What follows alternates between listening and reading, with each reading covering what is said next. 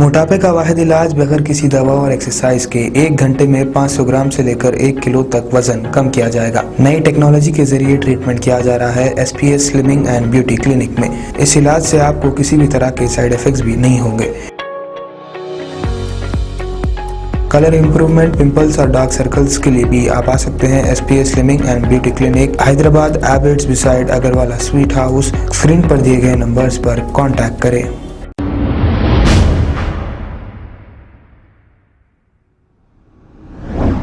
अस्सलाम वालेकुम नाजरीन, मैं हूं मोहम्मद अब्दुल हकीम। आइए देखते हैं आज का ये खबरनामा। गुजरात अहमदाबाद की रहने वाली एक बुजुर्ग खातून ने जनाब असदुद्दीन अवैसी साहब को एक कॉल किया और कहा कि बेटा मेरी जरा बात तो सुनिए। इस पर असद साहब ने इस बुजुर्ग खातून से किस तरीके से बात किए आप फैसला कीजिए। फिर असद साहब अल्लाह रसूल की बातें बराबर करते हैं और बुजुर्ग लोगों से किस तरीके से पेश आ रहे हैं आप देखिए। अब ये खातून जो गुजरात अहमदाबाद की रहने वाली है, इनसे कोई भीख नहीं मांग रही, लेकिन इन्हीं की पार्टी के वहाँ चंद गुंडों ने इस खातून पर जुल्म किया।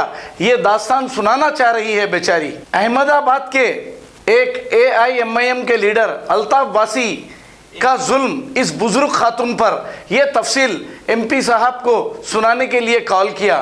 फिर उसके जवाब में MP साहब ने क्या कहा आइए देखते हैं, और फिर इस बुजुर्ग खातून ने तफसीली रिपोर्ट में क्या कहा आइए देखते हैं ये रिपोर्ट। हेलो, अस्सलाम वालेकुम। वालेकुम सलाम। जी, मैं असदुद्दीन ओवैसी साहब से बात कर सकती हूँ? मैं बात कर रहा हूँ, बोलिए। जी, अस्सलाम वालेकुम। मैं आपकी हुजूर की एक उम्मती, आपकी माँ बोल रही हूँ। अच्छा चलिए, अब बोलिए, अब आप बोलिए, क्यों बात करें? ऐसा लंबा तारुफ जरूरत नहीं है, बोलिए क्यों बात करें। अच्छा तो ये सुनिए बेटा, आपके मैं अहमदाबाद गुजरात से बोल रही हूँ। हेलो। हाँ, अस्सलाम वालेकुम। आप मेरी बात तो सुन लीजिए। अरे हम गाड़ी चला रहे हैं, बताइए जल्दी आप। हाँ, तो यानी मैं अहमदाबाद गुजरात से बोल रही हूँ। आपकी पार्टी के लोग एक औरत जात के ऊपर इतनी ज्यादती करते। हाँ, कौन कौन कौन कौन आपके ऊपर कर रहे? ये आपका अल्ताफ बासी और वो हाँ ठीक है, हम बात कर रहे हैं। अस्सलाम वालेकुम।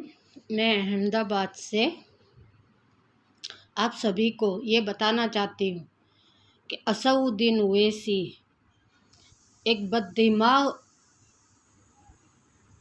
इंसान है। औरत से बात करने की तमीज़ नहीं है।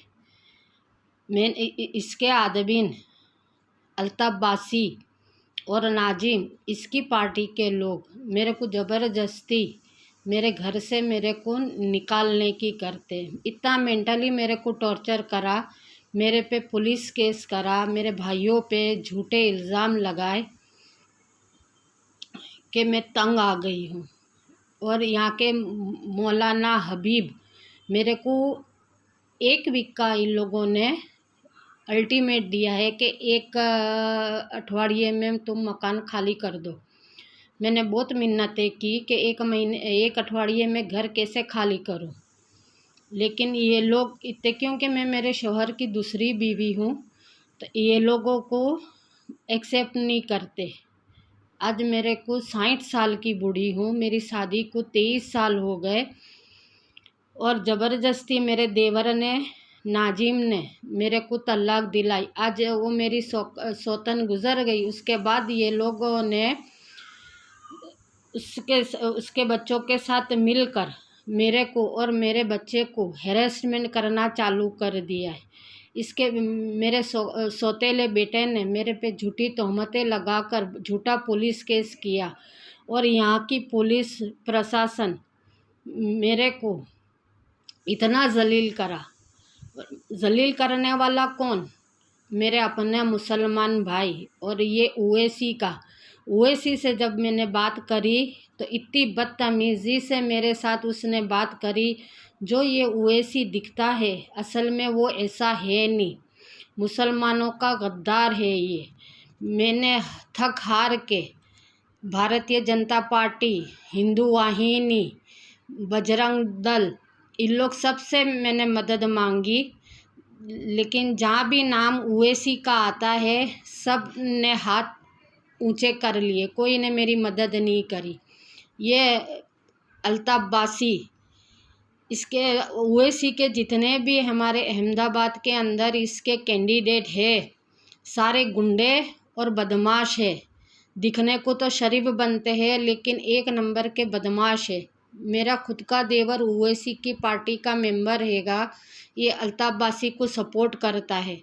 आज उसके पास पैसा है, ताकत है, तो क्या मुसलमान औरतों के लिए कोई जगह नहीं? ओवैसी तो बहुत मुसलमानों के लिए आवाज़ उठाता है, लेकिन ये सब दिखावा है। ओवैसी इतनी बदतमीज़ी से मैंने उसे ये कहा कि मैं हुजूर की उम्मती और आपकी माँ की उम्र की हूँ, तो मेरे साथ बड़ी बदतमीज़ी से बात करी और उसने फ़ोन काट दिया। दोबारा मैंने फ़ोन करा तब भी मैंने बात करी कि इनका तुम्हारी पार्टी के लोग मेरे को हेरेसमेंट करते हैं, तो भी उसने फ़ोन काट दिया, मेरी बात नहीं सुनी। मैं मुसलमानों से कहना चाहती हूँ कि ये ओवैसी बीजेपी के दलाल है। ये आदमी, इसको पावर चाहिए, ये सब दिखावा करता है। सिर्फ बोलने से कुछ नहीं होता, कुछ करने से होता है। जब ये अपने कौम की एक औरत की, मजबूर बेसहारा औरत की मदद नहीं करता है, इसकी पार्टी के लोग इतनी बेबस बेसहारा औरत को इतना टॉर्चर करते हैं, यहाँ तक कि इनके मौलाना हबीब मेरे को बोलते हैं कि तुम्हारे को मुसलमानों से प्रॉब्लम है तो हिंदू बन जाओ। अब ये हाल है हमारे यहाँ के।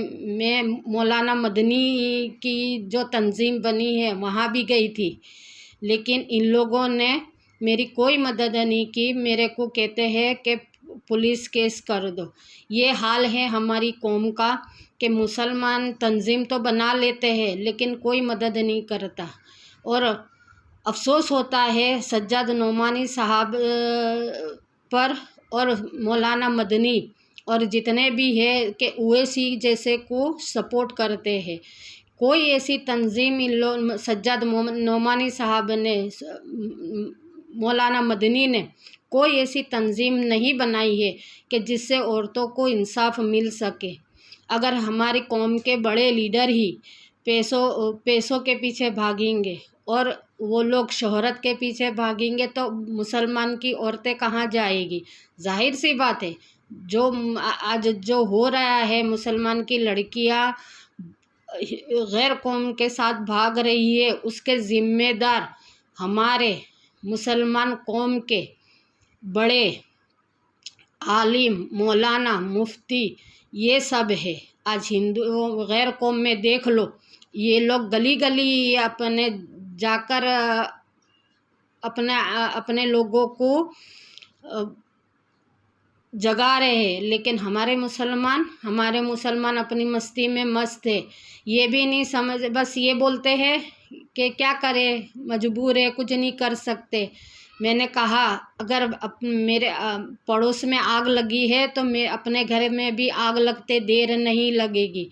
लेकिन हमारे बड़े जो कौम के ठेकेदार बने हैं, उन लोगों को कोई भी परवाह नहीं है कि मुसलमान कौम कहाँ जा रही है।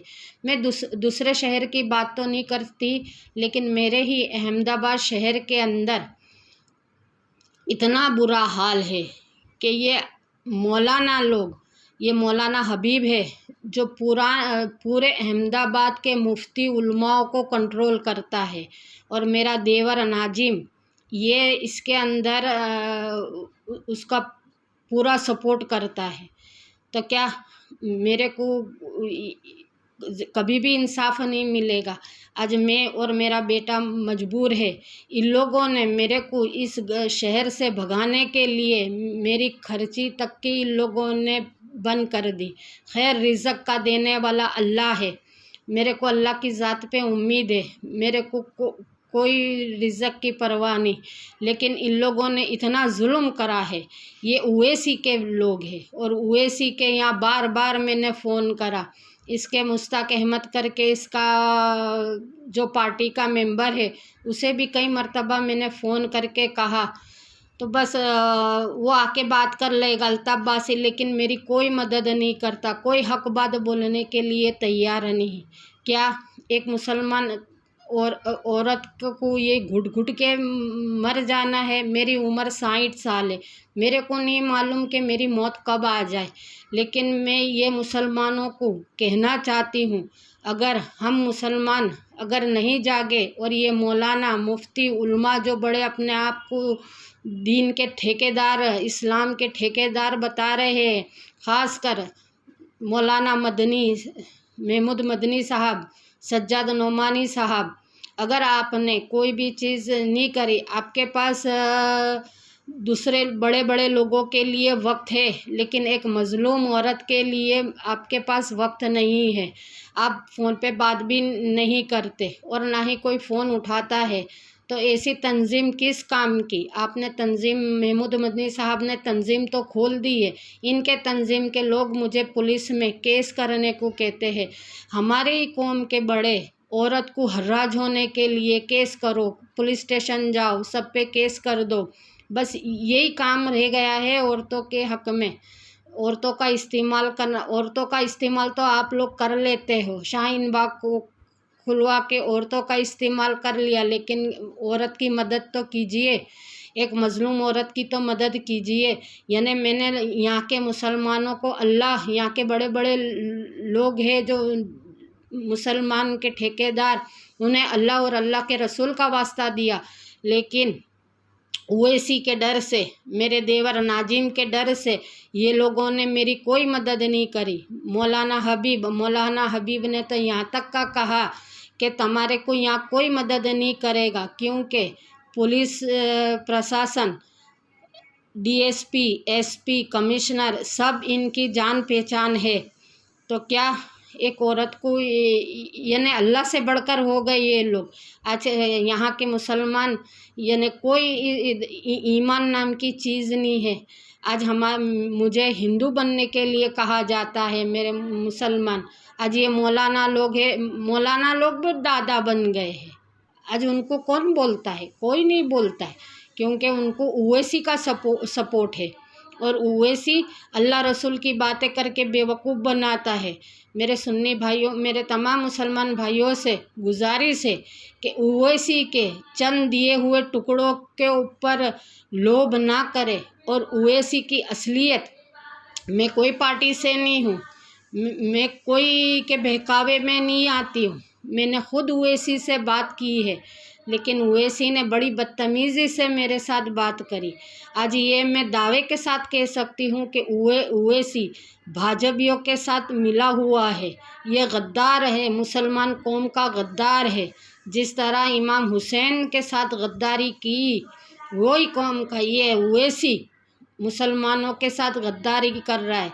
उसे कुछ भी मुसलमानों के लिए कुछ नहीं, वो खुद अपनी शोहरत और अपना पोजीशन पाना चाहता है। कोई मुसलमानों के लिए, हम मुसलमानों को हमारे लिए लड़ना होगा, हमारे हक़ के लिए, और समझना होगा। हम अनाज खाते हैं, हमारे में इतनी अक्ल तो होनी चाहिए कि सही क्या है, गलत क्या है। ये जैसे कि नरेंद्र मोदी ने राम के नाम पर हिंदुओं को ठगा है, इस तरह ये ओवैसी अल्लाह और उसके रसूल की बातें करके मुसलमानों को ठग रहा है, धोखा दे रहा है। हमारे नबी ने आस्तीन के सांप से बचने के लिए भी दुआएं बताई है। तो ये ओवैसी आस्तीन का सांप है, और आस्तीन के सांप को हमारे बड़े उलमा सज्जाद नोमानी साहब और महमूद मदनी साहब ये सब सपोर्ट करते हैं। क्या मर के अल्लाह को मुंह नहीं दिखाना? क्या आखिरत में इसका फ़ैसला नहीं होगा? आज मुसलमान अल्लाह का खौफ भूल चुका है, किसी की मदद करने को कोई आगे नहीं आता, अल्लाह के हुकूक भूल चुका है। इसीलिए आज मुसलमान जलील हो रहा है। आज मुसलमानों ने अल्लाह की शरीयत और हुजूर की सुन्नतों का मजाक बनाया है, इसीलिए अल्लाह ने आज मुसलमानों को मजाक बना के रख दिया है। मुझ बूढ़ी की ये बात याद रखना, कोई भी कोई भी मजलूम हो, अल्लाह का फरमान है उसकी मदद करे। मेरे को नहीं मालूम मेरी मौत कब आ जाएगी, क्योंकि आज मैं इसलिए जलील, मेरे ससुराल वाले जलील कर रहे, इतने मेरे साथ जुल्म कर रहे, क्योंकि मैं दूसरी बीवी हूँ। मौलाना हबीब तो कहता है कि तुमने शादी ही क्यों की। आज मेरी शादी को 23 साल हो गए और मौलाना कहता है तुम्हारे शादी करनी ही नहीं थी। अब ये बताओ कि ये मौलाना हबीब सही है कि हमारे नबी सल्लल्लाहु अलैहि वसल्लम की सुन्नत सही है। बस मैं मुसलमानों को कहना चाहती हूँ कि अपनी आंखें खोलो, अपना होशियारी दिमाग को खोलो। दिमाग बंद करके बैठे हैं चंद टुकड़ों के लिए। हमारा ईमान इतना कमज़ोर नहीं है कि कोई भी ओवैसी और दूसरे कोई आके हमारे इस्लाम से खिलवाड़ कर दे।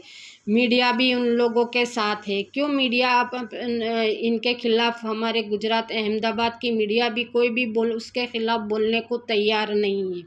मैं बस यही चाहती हूँ कि मुसलमान जवान जो ओवैसी बोलता है, बेशक बहुत अच्छा बोलता है, लेकिन इसके बोलने के पीछे उसकी साजिश है हम मुसलमानों को नज़र नहीं आती। मेरे ख़ुद का अब तुम हाल देख लो कि जब आज उसकी पार्टी के मेरा देवर उसकी पार्टी का आदमी है तो इतना जुल्म कर रहा है, तो इसकी पार्टी आ गई तो मुसलमानों का क्या बनेगा।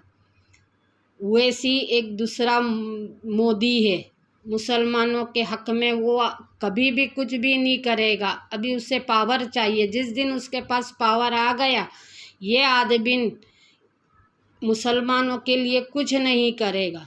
बस मैं मुसलमान के जवानों से ये इल्तिजा करती हूँ कि अपनी बहन बेटियों की खुद हिफाजत करे, किसी और के भरोसे ना रहे, ना मुफ्ती ना उल्मा, कोई नहीं। मैं सब बयान करके बड़ी बड़ी तकरीरें करके हट जाते हैं, लेकिन कोई एक्शन नहीं लेता। तो मेरे मुसलमान बच्चों से गुजारिश है कि इन जालिमों को साथ ना दे।